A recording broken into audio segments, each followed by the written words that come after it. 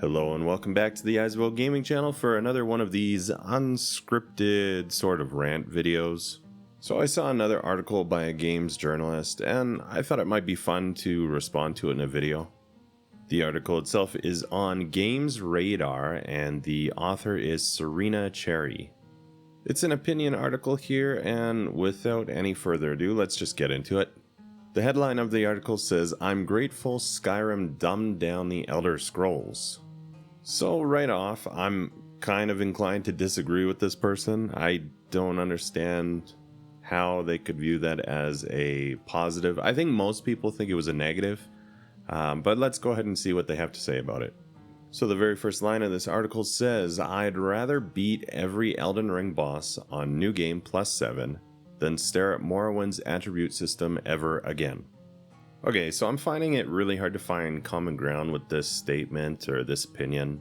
So compared to the other Elder Scrolls games, obviously I find that Morrowind's attribute system is structurally a lot deeper. This to me is a huge net positive, as you get a really deep understanding as to what your character is, who they are, and what their abilities are. It really makes your character feel unique and yours, like they're totally suited to what you like to do, how you like to play the game, and how you're going to approach situations. So they go on to say that while many people see the numbers-heavy systems in Morrowind and Oblivion as alluringly sophisticated, the author here says that they find them repellently convoluted. Convoluted? Like, it's just a number that tells you how skilled you are in a thing. It's not that complicated. It's literally just a number rating on each attribute. I don't see how that's convoluted. Like, you could use a graphic, like use a bar graph or color code it maybe if numbers are too hard for you. Then they go on to say that the granular detail in the leveling feels like an arduous chore to their brain. It's work and not satisfying work. I kind of feel like if you give this person a Paradox game, that they would just have a neural meltdown.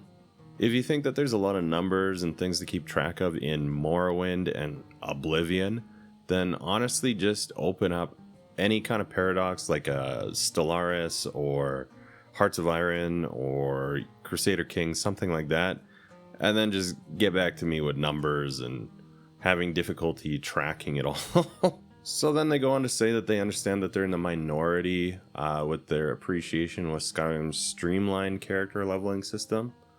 And yeah, that makes sense. Elder Scrolls are RPGs. They have a huge, deep lore and a lot of development in their world building. Like, you can look at the religion, the cultures, all that kind of stuff. You can find YouTube channels where they explore just the religions, and they spend hours and hours and hours of content and videos looking at this stuff.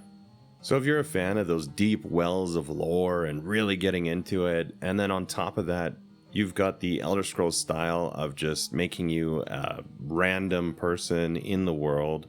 I know that a lot of times you have some special thing, like you're the Dragonborn or the Nerevarine or whatever it is, but usually when you start out, it feels like you're just a random character. So really diving into what makes your character who they are, I think that's really appealing to people.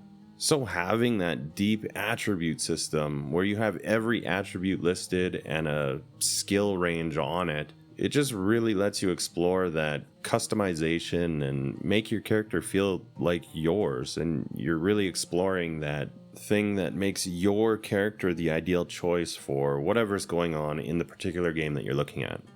So anyway, they say that for a lot of people, they feel that the systems in Skyrim are a downgrade from previous games, but not for them.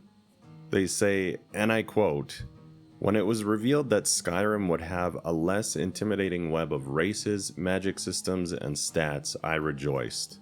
I just have no idea what this person's talking about. Why would you want less in a game like this? Like, that's what makes these games magical. That's the whole point. So they say that Skyrim was their entry point because it lowered the barrier of entry for RPGs, which, honestly, I love Skyrim. You know, look at my page, you'll be able to tell pretty quick that I'm a huge fan of Skyrim.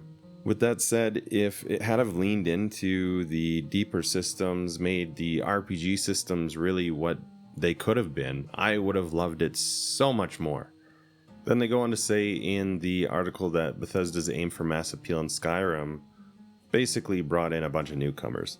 And honestly, this trend towards trying to be the game for everyone and going for that mass appeal, that's what's turning off a lot of people who were longtime Bethesda fans. Like, that's your core fan base, and they're not really enjoying a lot of it. Like, if you look at Starfield, that's really one of the biggest complaints, is that it didn't go deep enough, it didn't let you explore enough into your own character and what they can do.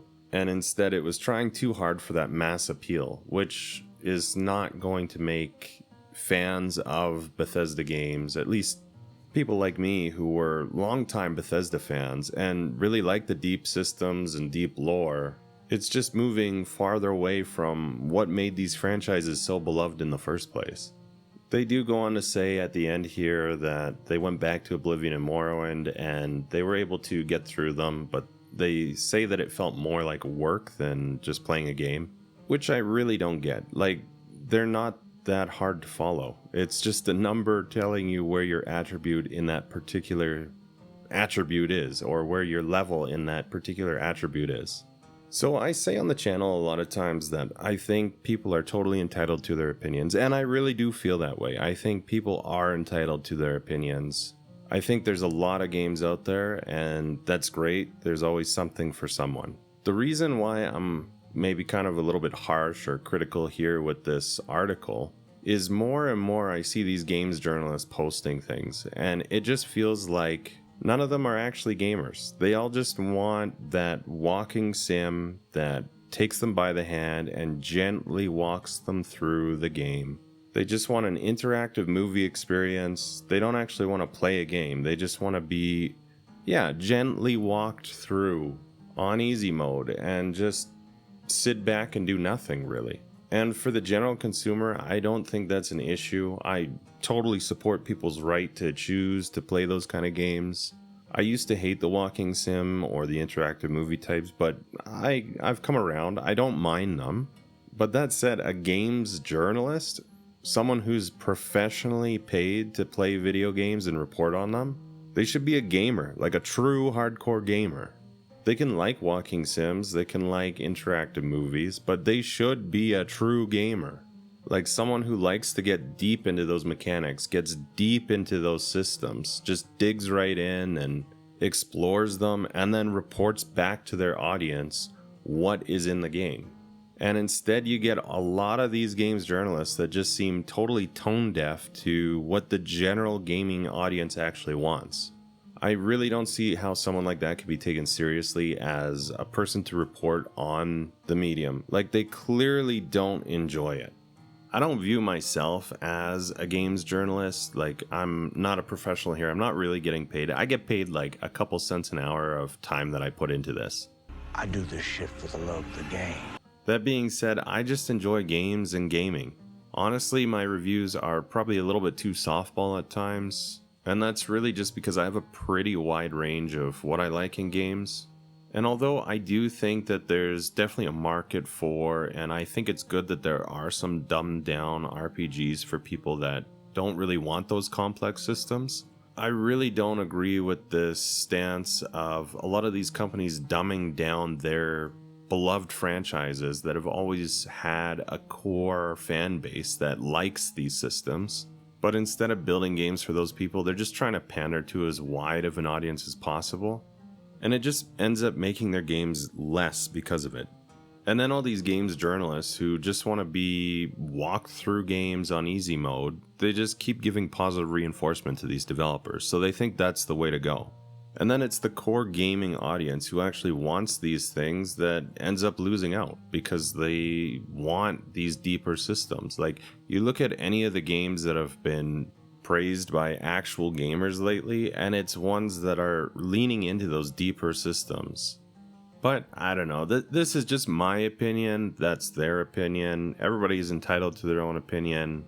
Maybe you really agree with this other person and you think that the way that games and Bethesda, these type of games, the way that they're going is the better way. I just don't, and I think it's kind of sad when you have people that are paid to professionally play and report on games who apparently just don't like gaming. Alright, so rant over. If you don't like these kind of videos and you want me to get back to reviews, don't worry, I have a review coming very soon. It's going to drop, very soon here. Also wanted to say a huge thank you to everyone. The channel just hit 3,700 subscribers. So definitely thank you so much for subscribing, for liking, for commenting with your own thoughts. All of it is awesome. I read all of the comments. I love to see what you guys are talking about, what you're thinking. I like to see your feedback. But that's about it for today. Thank you so much for taking the time to watch, and until next time, take care.